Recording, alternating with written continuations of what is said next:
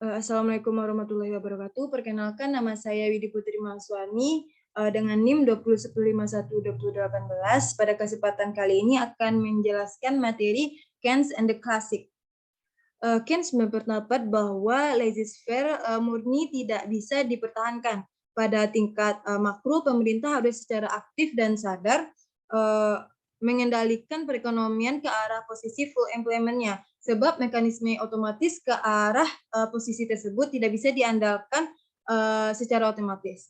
Lalu menurut Keynes, situasi makro suatu perekonomian, apa yang terjadi dengan permintaan agregat masyarakat apabila permintaan agregat melebihi penawaran agregat atau output yang dihasilkan dalam periode tersebut, maka akan terjadi situasi kekurangan produksi. Pada periode berikutnya output akan naik atau harga akan naik atau keduanya terjadi bersama-sama.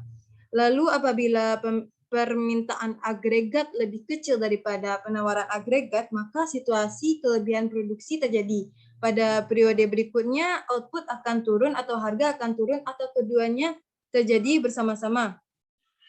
Lalu inti dari kebijakan makro Keynes adalah bagaimana pemerintah bisa mempengaruhi permintaan agregat, dengan demikian mempengaruhi situasi makro agar mendekati posisi full employment. Lalu hal yang terjadi pada pasar uang dan pasar tenaga kerja pada teori makro Keynes, yaitu yang pertama, Keynes tidak setuju dengan pendapat bahwa permintaan uang hanya ditentukan oleh kebutuhan transaksi, di mana transaksi ini dipengaruhi oleh volume barang, harga barang, dan kecepatan perputaran uang. Menurut Keynes, permintaan uang ditentukan oleh 3 faktor. Yang pertama yaitu untuk transaksi, di mana untuk kebutuhan transaksi sama dengan pendapat klasik, di mana tergantung dengan volume barang, harga, dan konstanta. Lalu yang kedua yaitu untuk jaga-jaga. Untuk kebutuhan berjaga-jaga adalah suatu kebutuhan untuk menghadapi situasi yang tidak normal atau darurat. Misalnya sakit, kecelakaan, atau ada kebutuhan mendadak yang memerlukan uang yang tidak terduga sebelumnya. Lalu yang ketiga, spekulasi, di mana kebutuhan spekulasi adalah kebutuhan untuk mencari keuntungan dari risiko dan keberuntungan. Lalu selanjutnya yaitu penawaran uang ditentukan oleh pemerintah, dan keseimbangannya yaitu money supply sama dengan money demand sama dengan K dikali Q ditambah theta dikali R dikali P. Lalu yang terjadi pada pasar tenaga kerja di teori Keynes yaitu tingkat upah yang rigid, lalu tidak selalu full employment. Dan yang terakhir, perlu campur tangan pemerintah dalam mengatasi pengangguran. Menurut Keynes, pengangguran bisa terjadi terus-menerus, dan jenis pengangguran tersebut ada 3. Yang pertama, pengangguran karena adanya pergeseran tingkat output dari berbagai sektor, dan ini bersifat sementara. Lalu yang kedua, pengangguran musiman yang jumlahnya tergantung dengan musim. Lalu yang ketiga, pengangguran yang dibuat-buat, yaitu pengangguran institusional adalah pengangguran yang timbul akibat adanya kebijaksanaan pemerintah seperti upah minimum yang menyebabkan permintaan terhadap tenaga kerja berkurang. Lalu sementara itu penawaran kerja dari pencari kerja cukup banyak sehingga timbul pengangguran. Dikarenakan ketiga jenis pengangguran ini, hal ini disebabkan oleh tidak fleksibelnya harga-harga, termasuk harga tenaga kerja atau upah, dan lambatnya reaksi rasional dari para pelaku ekonomi, sehingga tidak terjadi full employment. Tidak full employment berarti tidak akan ada orang yang tidak mendapatkan pekerjaan. Lalu money wage rigidity. Asumsinya yang pertama yaitu money wage is determined by contract atau W bar. Lalu yang kedua, money wage is exogenous. Lalu yang ketiga, wage cannot clear labor market. Dan yang terakhir, N sama dengan min, N, D, N, S.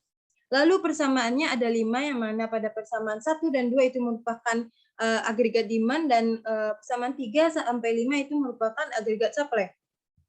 Lalu contoh kasusnya, yang mana jika G turun dari IS, jika G turun maka IS akan bergeser ke kiri.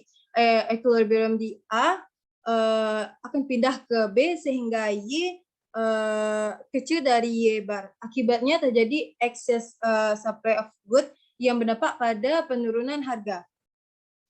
Lalu Jika P turun, maka yang terjadi pada pasar tenaga kerja yaitu ND-nya akan menurun dikarenakan W per P-nya meningkat, sedangkan NS-nya itu akan meningkat dikarenakan W per P-nya itu meningkat. Pada gambar di sisi kiri dengan upah yang rigid atau W bar, maka kondisi yang terjadi adalah unemployment, banyak yang tidak bekerja. Lalu karena hal ini kebijakan yang dibutuhkan dalam hal ini untuk meminimumkan unemployment ini, di mana alternatif kebijakan yang dapat direkomendasikan seperti ekspansi fiskal, lalu ekspansi moneter, dan yang ketiga menurunkan tingkat upah. Lalu menu wage and price rigidity, di mana slope AS diturunkan dari fungsi produksi dan pasar tenaga kerja. Produksi FN persamaannya yaitu Y sama dengan F NK, lalu labor demand W bar sama dengan P dikali FN NK. Lalu total diferensialnya sebagaimana yang dilihat di slide, asumsinya yaitu do Y sama dengan do K sama dengan 0. Slope AS-nya itu positif, yaitu besar dari 0. Lalu teori klasik, di mana pada teori klasik ini perekonomian didasarkan pada sistem bebas berusaha atau laissez-faire, di mana ini adalah self-regulating. Artinya mempunyai kemampuan untuk kembali ke posisi keseimbangan secara otomatis. Pemerintah tidak perlu campur tangan dalam perekonomian.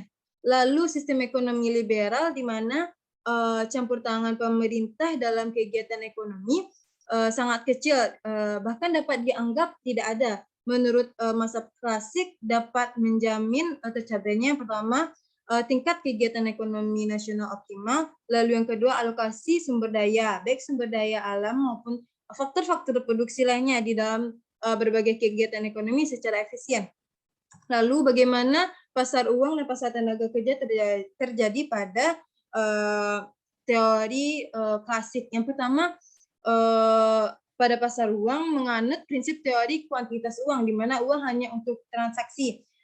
Teori kuantitas mengatakan bahwa masyarakat memerlukan uang tunai untuk keperluan transaksi tukar-menukar, misalnya jual beli barang dan jasa, bukan untuk tujuan lain. Lalu yang kedua, penawaran uang ditentukan oleh pemerintah. Penawaran uang tidak mempengaruhi tingkat output nasional. Lalu yang ketiga, keseimbangan dalam pasar uang yaitu money supply sama dengan money demand sama dengan K dikali P dikali Q. Lalu pada pasar tenaga kerja yang terjadi yaitu tingkat upah yang fleksibel. Kaum klasik menganggap bahwa di pasar tenaga kerja seperti halnya di pasar barang, apabila harga tenaga kerja atau upah cukup fleksibel, maka permintaan tenaga kerja selalu seimbang dengan penawaran tenaga kerja. Lalu selalu full employment, tidak ada kemungkinan timbulnya pengangguran sukarela. Artinya pada tingkat upah real yang berlaku di pasar tenaga kerja, semua orang yang bersedia bekerja pada tingkat upah tersebut akan memperoleh pekerjaan. Lalu tidak perlu campur tangan pemerintah dalam mengatasi pengangguran. Sejalan dengan penyesuaian dalam pasar barang, pada saat sejumlah barang berada pada posisi keseimbangan, maka posisi full employment tercapai kembali. Lalu pada keadaan demikian, semua angkatan kerja dapat bekerja pada tingkat upah real yang lama. Lalu pada klasik flexible wage dalam tenaga kerja terdapat 5 persamaan, yang dimana pada persamaan 3 ini merupakan fungsi produksi, lalu persamaan 4 merupakan fungsi labor demand, dan yang kelima itu tuh merupakan fungsi labor supply. Lalu derif slope AD menjadi total diferensial, di mana asumsinya adalah do G sama dengan do M sama dengan 0, di mana Slope AD negatif, di mana itu kecil dari 0. Pada kurva Y berpengaruh negatif terhadap P, sehingga slope AD menjadi negatif. Lalu dalam jangka panjang, kurva AS dipengaruhi oleh kapital dan pajak. Dalam slope AS vertikal, pergerakan demand hanya mempengaruhi harga. Jadi seberapa banyak pun kurva AD bergeser, harga akan naik, tetapi outputnya akan tetap. Lalu ekonomi dalam keadaan full employment, ada penyimpangan atau deviasi itu hanya bersifat sementara dan akan kembali pada posisi semula. Sekian yang dapat saya sampaikan. Mohon maaf apabila ada kesalahan dalam penyampaian. Lebih dan kurang saya mohon maaf dan terima kasih atas perhatiannya. Saya akhiri dengan wassalamualaikum warahmatullahi wabarakatuh.